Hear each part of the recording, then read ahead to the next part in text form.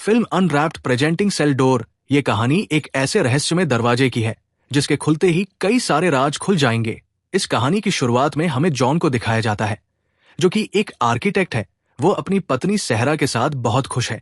इनकी जिंदगी में सब कुछ अच्छा चल रहा है। जॉन जिस कंपनी में काम करता है वहां पर उसकी एक कॉलीग भी है, जो पहले उसकी गर्लफ्रेंड थी, पर अब जॉन अपनी पत्नी सहरा के साथ बहुत खुश है, जो इस वक्त प्रेग्नेंट भी है। और एक दिन सहरा जब घर पर पियानो बजा रही होती है, तभी उसके पेट में बहुत दर्द होता है। वो जॉन को बहुत कॉल करती है, लेकिन जॉन उसका कॉल रिसीव नहीं करता। दरअसल इस वक्त जॉन ऑफिस में होता है। कुछ देर के बाद जब वो अपना फोन चेक करता है तो उसमें सहरा की बहुत सारी मिस्ड कॉल्स होती है। उसे पता चलता है कि सहरा हॉस्पिटल में है। वो सरा से हॉस्पिटल मिलने जाता है, जहां पर उसे पता चलता है कि उसका मिस हो गया, जिस बात से सहरा और जॉन बहुत दुखी हो जाते हैं। इन दोनों ने इस घर में अपने होने वाले बच्चे के लिए बहुत सारे सपने देखे थे, इसीलिए अब सहरा का इस घर में दिल नहीं लगता। वो जॉन से कहती है कि हमें एक दूसरा घर लेना चाहिए। जॉन उसकी बात मान जाता है। दरअसल वो सहरा की मनस्त सारे घर देखने के बाद भी इन्हें कोई घर पसंद नहीं आता। इनकी जो रियल स्टेट एजेंट होती है वो कहती है कि मेरा एक दोस्त है, मैं तुम्हें उससे मिलवा चाहती हूं, शायद उसके पास कोई सॉल्यूशन हो। और अब वो एजेंट इन दोनों को अपने दोस्त के घर ले जाती है, जो शहर से थोड़ा सा बाहर होता है। ये घर बहुत ही आलीशान है, जहां पर इस घर का ओनर, जिसका नाम एमेड है, वह सहरा और जॉन का वेलकम करता है इन दोनों को। ये एमेड का नेचर बहुत पसंद आता है। वो अपना पूरा घर इन्हें दिखाता और बताता है कि पिछले 10 सालों से मैं इस घर को रिनोवेट कर रहा हूं, लेकिन इस घर से मुझे कभी खुशियां नहीं मिली। एक बार मुझे इस घर से खुशियां मिली थी जब मेरी पत्नी मेरे साथ थी। इस वक्त उसकी पत्नी उसके साथ नहीं होती। उसकी पत्नी कहाँ गई, उसका क्या हुआ, इस बारे में एमेड इन दोनों को कुछ नहीं बताता। एमेड पूछता है कि तुम नया घर क्यों खरीदना चाहते हो। सहरा कहती है कि हम पुरानी यादों को पीछे छोड़कर एक नई शुरुआत करना चाहते हैं। एमेड कहता है कि यह बहुत अच्छी बात है, हर एक इंसान को जिंदगी में नई शुरुआत करने का मौका मिलना चाहिए। ये दोनों देखते है कि यहां पर बहुत सारे हथियार भी हैं। एमेड बताता है कि हथियार इस घर से जुड़े हुए हैं। इस घर की खुदाई के दौरान हमें ये मिले थे, इसीलिए मैंने इन्हें घर पर ही रखा हुआ है। ये सब के सब रात को बहुत अच्छा टाइम स्पेंड करते हैं। एमेड कहता है कि आज रात को तुम दोनों यहीं पर रुक जाओ। सहरा उसकी बात मान जाती है। अगली सुबह दोनों के दोनों जब उठते हैं तो ये देखते हैं कि एमेड घर पर नहीं है। उसने इन दोनों के लिए एक लेटर छोड़ा होता है, जिसमें लिखा होता है कि ये घर मैं तुम्हें दे सकता हूं, यहां तुम अपनी जिंदगी की नई शुरुआत कर सकते हो, बस एक ही शर्त है। नीचे एक दरवाजा है जो कि बेसमेंट यानी कि तहखाने का है। उस दरवाजे को कभी मत खोलना। अगर तुमने उस दरवाजे को खोला तो मैं तुमसे घर वापस ले लूंगा, और अगर तुम घर को नहीं खोलते तो तुम हमेशा यहां पर रह सकते हो। ये घर तुम्हारा हो जाएगा। सहरा और जॉन को ये बात बहुत अजीब लगती है, लेकिन इन दोनों को ही ये घर बहुत पसंद होता है। ये दोनों यहां पर रहना चाहते हैं, लेकिन जॉन के दिमाग में बहुत सारे सवाल होते हैं कि नीचे तहखाने में क्या है, क्यों इन दोनों को दरवाजा खोलने से मना किया गया। सहरा उसे समझाती है कि हमें इस बात से कोई लेना देना नहीं कि वहां पर क्या है। ये बहुत ही आलीशान घर है, हम यहां पर अपनी जिंदगी की नई शुरुआत कर सकते हैं। जॉन उसकी बात मान जाता है, और अब इनकी रियल स्टेट एजेंट भी यहां पर आ जाती है। दरअसल एमेड ने उसे सब कुछ बता दिया होता है। ये दोनों अब यहां पर रहना शुरू कर देते हैं, इसीलिए ये एक हाउस वार्मिंग पार्टी रखते हैं, जिसमें इन दोनों के बहुत सारे फ्रेंड्स आए हैं। यहां पर जॉन की वो कॉलीग भी आती है, जो उसकी एक्स गर्लफ्रेंड थी। दरअसल जॉन ने उसे इनवाइट नहीं किया था, वो बिना इनविटेशन के पार्टी में आ गई थी। जॉन उसे अकेले में ले जाता और बताता है कि अब मैं शादीशुदा हूं, मैं अपनी पत्नी के साथ बहुत खुश हूं, हमारा जो रिश्ता था वो खत्म हो चुका है। तभी बाहर एक आदमी आता है, जिसके हाथ में गैसोलीन होता है। उसकी बॉडी लैंग्वेज, उसके एक्सप्रेशंस को देखकर ऐसा लगता है जैसे वो अपने आप को जलाना चाहता है। तभी वहां पर जॉन आ जाता है। वो बताता है कि पहले मैं भी इस घर में रहा करता था, इससे पहले कि बहुत देर हो जाए, सब कुछ खत्म कर देना। ये कहकर वो आदमी वहां से चला जाता है। जॉन को कुछ समझ नहीं आता कि उस आदमी ने ऐसा क्यों कहा। उसके दिमाग में अब भी बहुत सारे सवाल हैं, जो सारे के सारे सवाल नीचे तहखाने से जुड़े हुए हैं। वह जानना चाहता है कि उसके अंदर क्या है, पर चाहकर भी वो उस दरवाजे को नहीं खोल सकता, क्योंकि अगर उसने दरवाजे को खोला तो उन्हें इस घर को छोड़ना होगा। वही अगले दिन सहरा को दिखाया जाता है, जो अपनी नेबर के घर जाती है उसकी नेबर उसका वेलकम करती है। और जब सैरा अपने घर जा रही होती है तो वो उसे कहती है कि मैं उम्मीद करती हूं कि तुम इस घर में टिक पाओगी। इसका मतलब यह है कि इनसे पहले भी कुछ लोग यहां पर रहने के लिए आ चुके हैं। और सबसे बड़ा सवाल यह होता है कि इतना आलीशान, इतना महंगा घर कोई किसी को फ्री ऑफ कॉस्ट कैसे दे सकता है। वही जॉन जब ऑफिस पहुंचता है तो उसकी जो एक्स गर्लफ्रेंड होती है, जो उसकी कॉलीग भी है, वो उस पर आरोप लगाती है कि जॉन ने मेरे ऊपर सेक्सुअल हरासमेंट किया है। जॉन को ऑफिस से निकाल दिया जाता और कहा जाता है कि जब तक हम इसकी इन्वेस्टिगेशन पूरी ना कर ले तब तक तुम ऑफिस नहीं आ सकते। जॉन यह बात अपनी पत्नी सहरा को नहीं बताता, वो अक्सर घर पर ही रहता है और सहरा को शक ना हो, इसीलिए कभी कभी वो बाहर चला जाता है। अब एक दिन जब वो बाहर होता है, फोन पर बात कर रहा होता है, तभी उसका ध्यान तहखाने के दरवाजे पर जाता है। वो तय करता है कि आज वो इस दरवाजे को खोलकर नीचे दे देखेगा कि वहां पर क्या है। वो उसे खोलने की कोशिश करता है।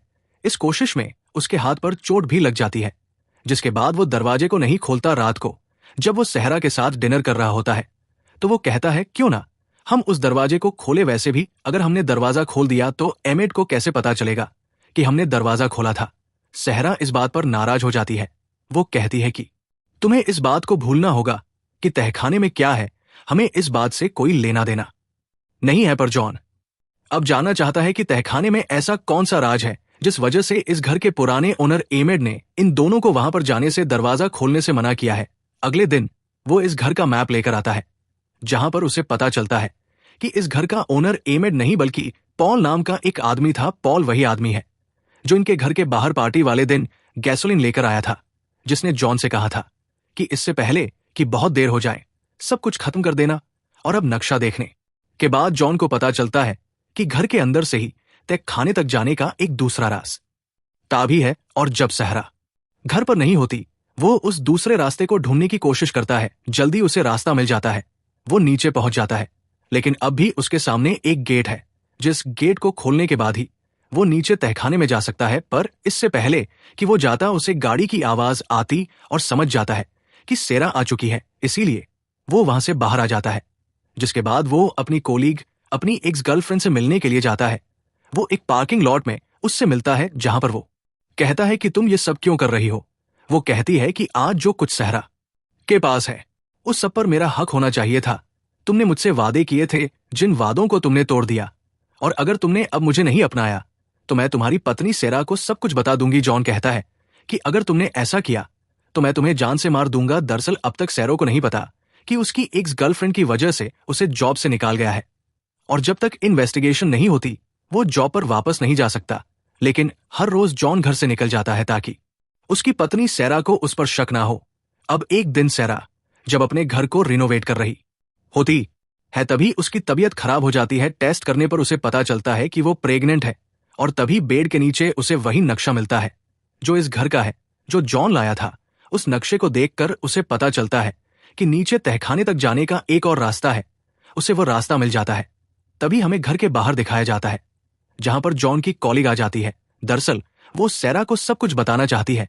वो घर के अंदर आकर देखती है, जहां पर जॉन और सैरा की फोटोज होती है। साथ ही उसे वो टेस्ट भी दिख जाता है, जिससे उसे पता चलता है कि सैरा प्रेग्नेंट है। तभी हम सैरा को देखते हैं, जो नीचे बेसमेंट से ऊपर आती है। घर का दरवाजा खुला हुआ है, लेकिन घर में कोई नहीं होता ही। कुछ देर के बाद जॉन जब अपने घर के बाहर अपनी गाड़ी में होता है, तो वो अपनी कोलीग, अपनी एक्स गर्लफ्रेंड की गाड़ी वहां पर देखता है। उसे देखकर उसे बहुत गुस्सा आता है। उसे पूरा यकीन हो जाता है कि उसने सैरा को सब कुछ बता दिया, इसीलिए वो अपनी गाड़ी से उसकी गाड़ी का पीछा करता है। लेकिन वो गाड़ी को बहुत स्पीड से चलाती है, इसीलिए जॉन उसे चेज नहीं कर पाता, जिससे उसे बहुत गुस्सा आता है। रात को जब वो घर पर आता है तो उसे लगता है कि सहरा अब उससे लड़ेगी, और सहरा बस उससे यही कहती है कि मुझे घर का मैप मिल चुका है जो तुम लाए थे। तुम बेसमेंट में दूसरे रास्ते से जाने की कोशिश कर रहे थे। मुझसे वादा करो कि तुम ऐसा कभी नहीं करोगे। जॉन उसकी बात मान जाता है। सहरा उसे यह भी बताती है कि वो प्रेग्नेंट है, जिससे जॉन बहुत खुश हो जाता है। अगले दिन जॉन को उसकी कंपनी से कॉल आता है, जिसमें उसे बताया जाता है कि उसके ऊपर उसकी एक्स गर्लफ्रेंड यानी कि कॉलीग ने सेक्सुअल हरासमेंट का उस पर जो आरोप लगाया था वो पूरी तरह से बेबुनियाद है। वो एक बार फिर से अपनी जॉब ज्वाइन कर सकता है। जॉन को इससे बहुत खुशी होती है। वो एक और फिर ऑफिस जाना शुरू कर देता है, पर एक हफ्ता बीत जाता है।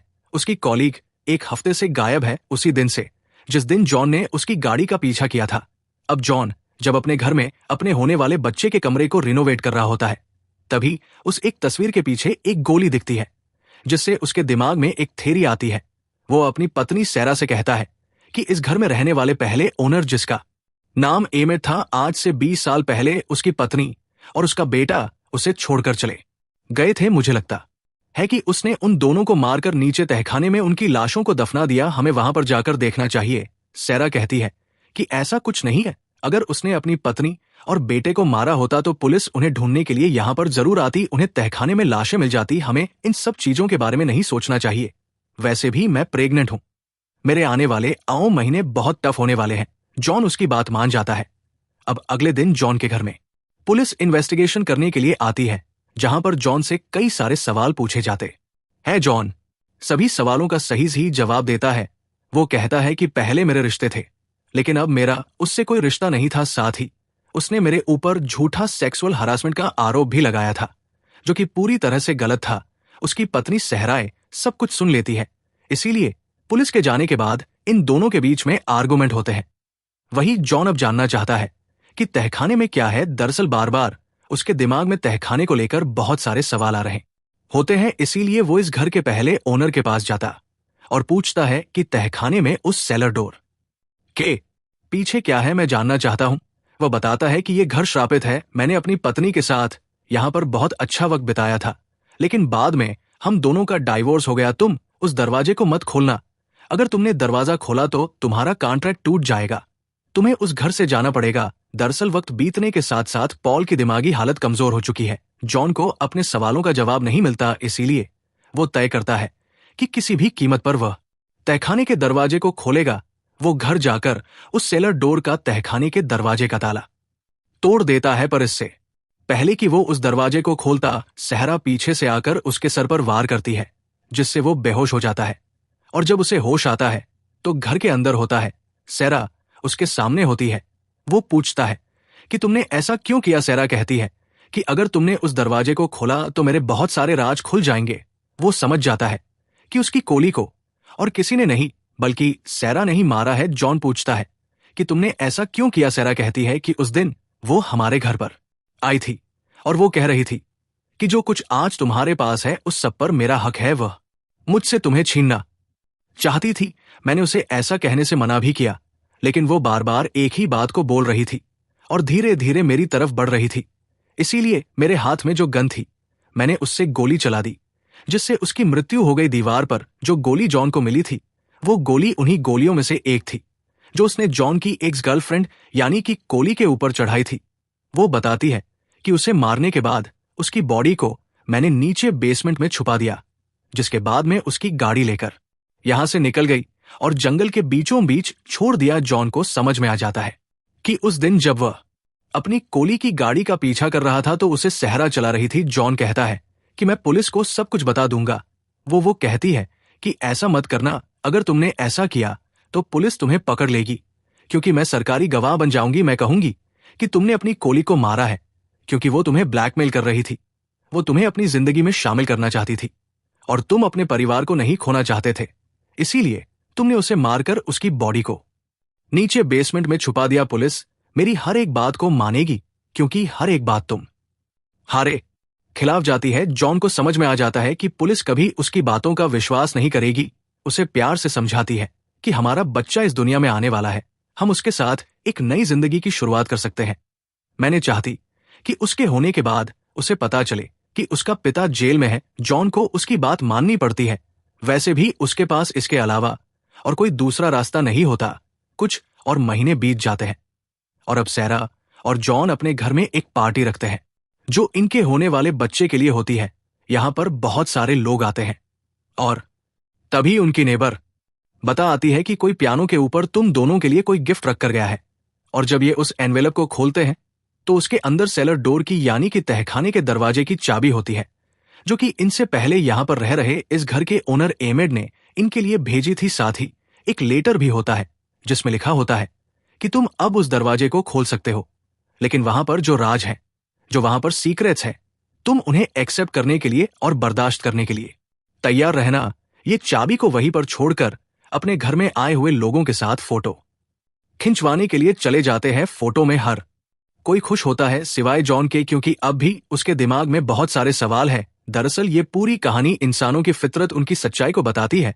हर एक इंसान के दिल में बहुत सारे राज होते हैं, जो राज वो कभी किसी को नहीं बताना चाहता, क्योंकि अगर वो राज, वो बातें दूसरों के सामने आई तो उस इंसान के अस्तित्व का वह एक हिस्सा दुनिया के सामने आ जाएगा जिसे वो शायद खुद भी नहीं देखना चाहता। और ऐसे राज, ऐसी बातें हर एक इंसान की जिंदगी का हिस्सा होती है, जिन्हें वो ताला लगाकर अपने दिल के अंदर हमेशा के लिए कैद रखता है, जिसकी चाबी वो कभी किसी को नहीं देना चाहता, क्योंकि वो नहीं चाहता कि कोई भी उन्हें देखे। सेलडोल भी उसी चीज को रिप्रेजेंट करती है, जो एक तरह से इंसानों की जिंदगी का, उनके दिल का वो हिस्सा है जहां पर वो कभी नहीं चाहते कि कोई भी उसके अंदर झांके, किसी को भी उसके बारे में पता चले। आपकी इस बारे में क्या राय है? कमेंट बॉक्स में जरूर लिखें। उम्मीद करते हैं कि आपको ये कहानी पसंद आई होगी।